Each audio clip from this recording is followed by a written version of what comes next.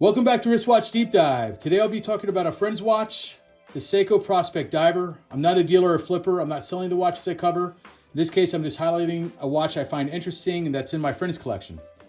All right, so this is the Seiko Prospex Diver, reference number SPB143, 40.5 millimeter stainless steel case, 13.2 millimeters thick, stainless steel bracelet, in-house automatic movement. It's a Seiko 6R35 movement, which has a 70-hour power reserve, scratch-resistant sapphire crystal.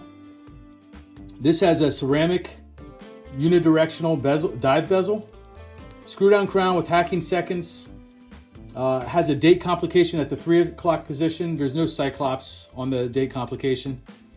Lume on hands and indexes, black dial. This watch was acquired from a Japanese gray market dealer. All right, so talk about brand info here. So I'll open the stainless steel case so that way you can see little wrist shot. So Seiko is a Japanese luxury watch company founded in 1881 by Kentaro Hattori. It was originally called Hattori and changed their name to Hattori Seiko in 1983 and then just Seiko in 1990. Hattori began working as a clockmaker apprentice and soon gained access to European businesses that sold movements and watch parts from the West. He was able to use those Western parts to assemble watches and soon gained a reputation for making the best watches in Japan. In 1892, Hattori began to produce clocks under the name Seiko Osha, meaning roughly house of exquisite workmanship. Seiko is a Japanese word meaning exquisite. Seiko launched its first in-house pocket watch, the Timekeeper, in 1895, and the first Japanese-made wristwatch, the Laurel, in 1913. Military watches produced for Japanese troops during World War II were manufactured by Seiko, which by 1938 produced 1.2 million timepieces a year. The scarcity of raw materials during the war diverted much of Seiko's production to onboard instruments for military aircraft and ships. In 1959, Seiko launched the Gyro Marvel, which featured a revolutionary self-winding mechanism, the Magic Lever. The Magic Lever was simple in structure and had high winding performance and popularized automatic watches among the general public. In 1960, Seiko released the Grand Seiko, aimed to be the most accurate wristwatch in the world. Grand Seiko was a Seiko sub-brand, but in 2017 became an independent brand aimed at the high-end price points in luxury. Seiko developed quartz technology in preparation for the 1964 Tokyo Olympics. In 1969, Seiko launched the Astron, the world's first commercial quartz wristwatch. When it was introduced, it cost the same as a medium-sized car. Seiko embraced the quartz technology and was able to produce and sell watches for more affordable prices. Soon after, the entire watch industry found themselves in what is today called the quartz crisis. The Seiko Prospex series, which is this watch, includes their professional series of watches such as their diving watches, which are typically ISO 6425 rated from 200 to 1000 meters of water resistance. Seiko is one of only 3 watch companies considered to be vertically integrated. That is, an arrangement in which the supply chain of a company is integrated and owned by that company. So from cradle to grave, every part and piece they can make in-house. The other 2 watch companies that are also considered vertically integrated are Citizen and Rolex. All right, so my buddy's here. He's going to talk a little bit why he chose this model. So go ahead. Yeah, why did you like this Seiko? So even though I'm old, I'm pretty new to like the watches and collecting watches and learning about watches.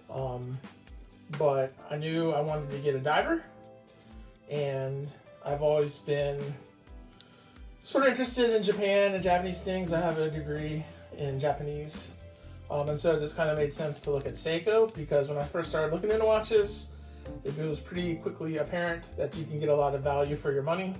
I don't have a very big budget, and so I thought that Seiko made sense. because they have a wide range of watches across like all budgets.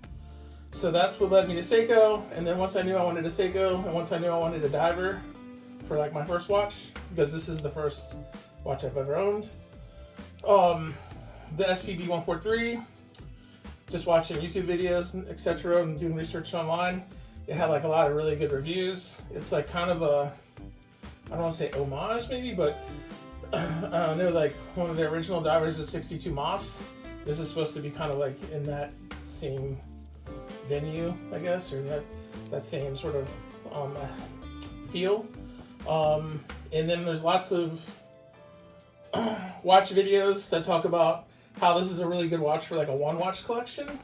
And so when I got this, at the time I wasn't sure I was going to get additional watches. But I got it and I love it, and I wore it like every day for like months and months and months. And yeah, so I just like the way it looks. It's super comfortable. It kind of has like a vintage look, kind of a little bit. And it was like super affordable. It was like ridiculously affordable I felt for all the features that it had, if that makes sense. Yeah, so owning as many Swiss luxury watches as I've owned, I've had very expensive high-end Swiss luxury watches as well as more affordable ones, similar to this price point or even a little higher, a little lower. I will say, having this in my hands and also knowing the reputation of Seiko and their movements, accuracy of their movements, this feels as high quality in my hand and on my wrist as a Rolex Submariner. I mean, it feels the same, and it has that same look to it, I know, but it does. But I wouldn't say that's like a clone. It's not. It no. has its own Seiko like look. Yes, if that makes sense. I mean, in some ways, a lot of divers are going to look similar, right? Because they're all divers. The bezels, they're doing the same thing. But I don't feel it's like. I never have it on feeling like, oh, I'm trying to look like I have a Rolex. I'm comfortable like that it's a Seiko, and I'm happy that it's a Seiko. Not to say I wouldn't love to have a Rolex, because I would, but it's just not in my realm of reality. Yeah, I mean, but I agree that, I mean, the reputation of Seiko movements are really, in a lot of ways, second to none, especially when you get to like Grand Seiko and their spring drives, which one day I like to talk about that, but that's a separate video. But just having this in my hand, it feels... as good, if not even in some ways better than the highest quality $10,000 watches. You know, I've never owned a watch, obviously in that price point, so I can't really compare the two. But I do know that I have no complaints about this watch.